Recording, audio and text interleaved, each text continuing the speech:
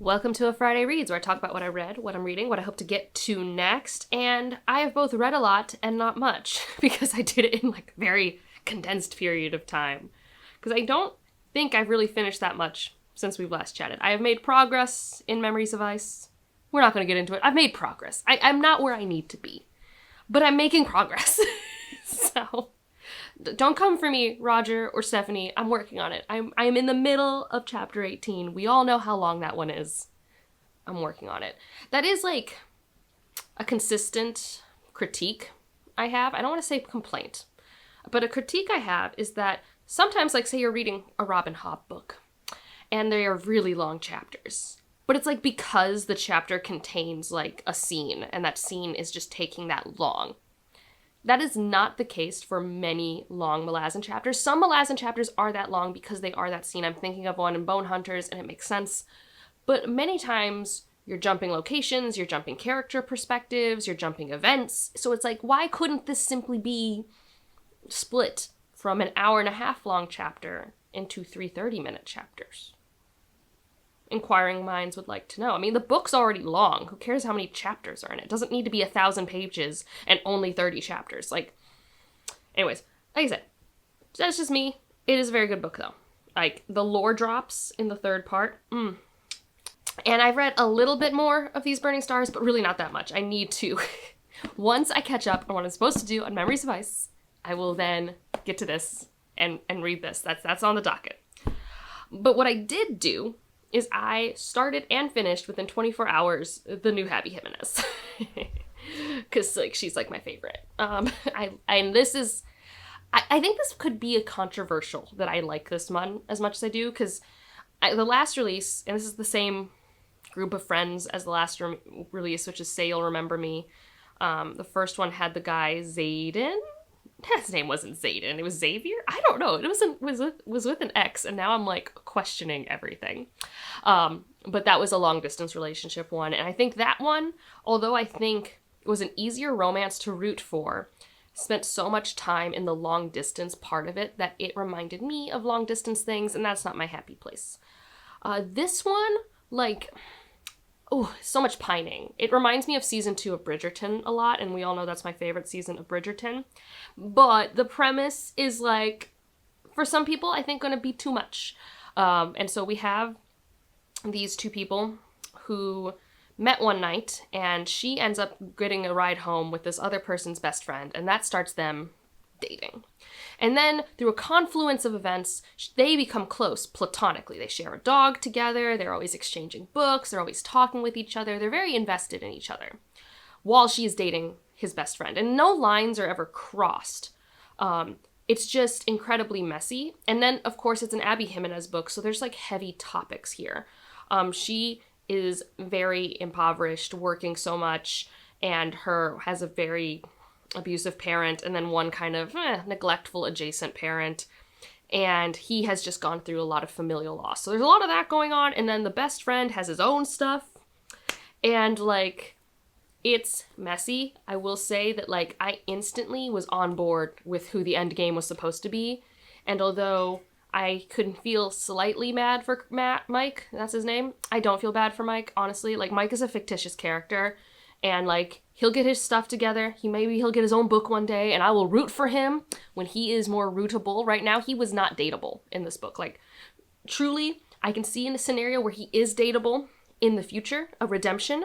This book ain't it. This was not the time for him. And, like, I say this to some of my friends who have mental health issues a lot. I'm like, you can meet the perfect person for you, but if you haven't worked on yourself, it's not going to work out. And that is exactly what happened with Mike.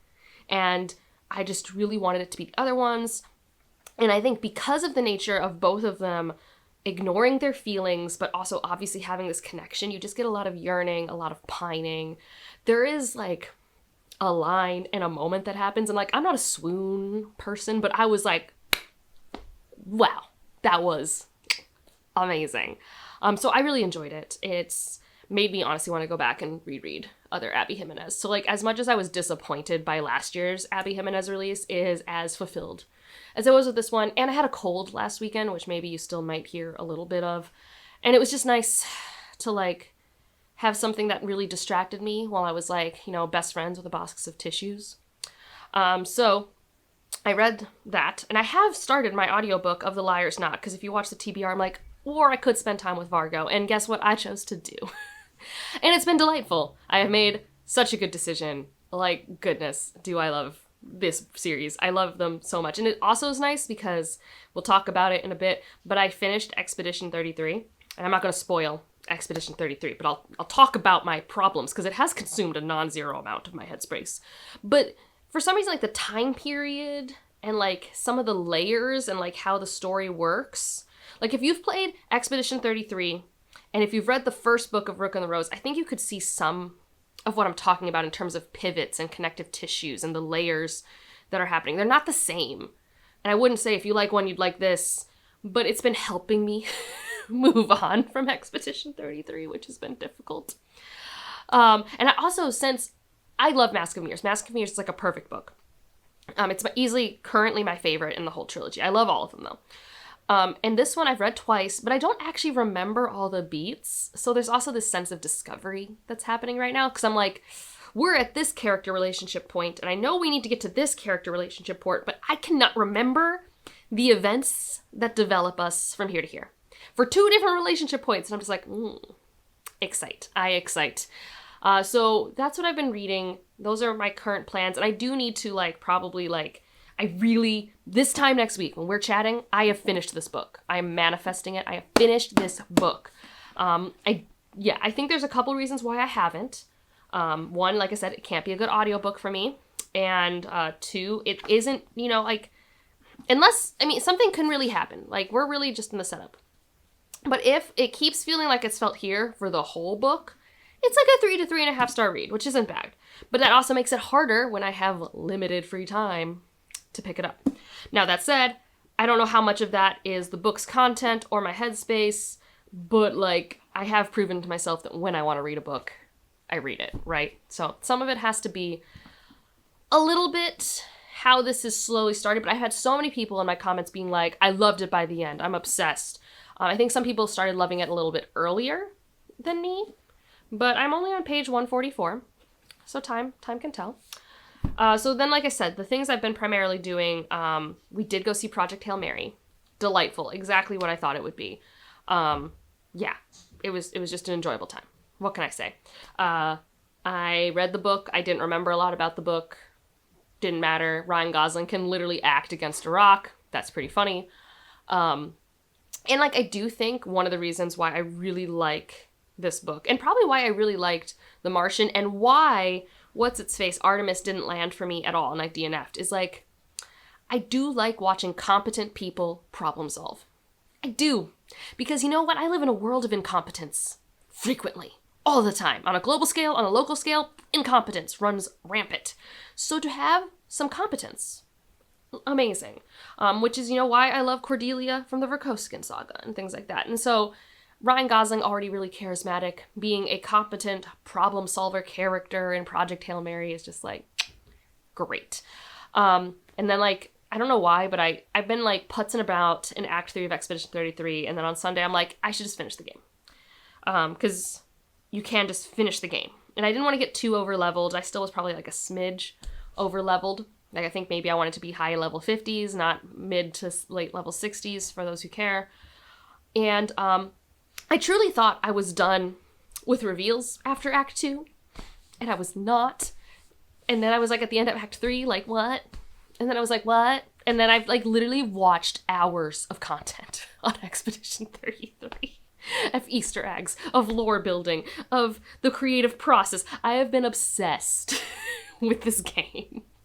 I will play the next game that they have out. Whether it's in this world or not, I will play it.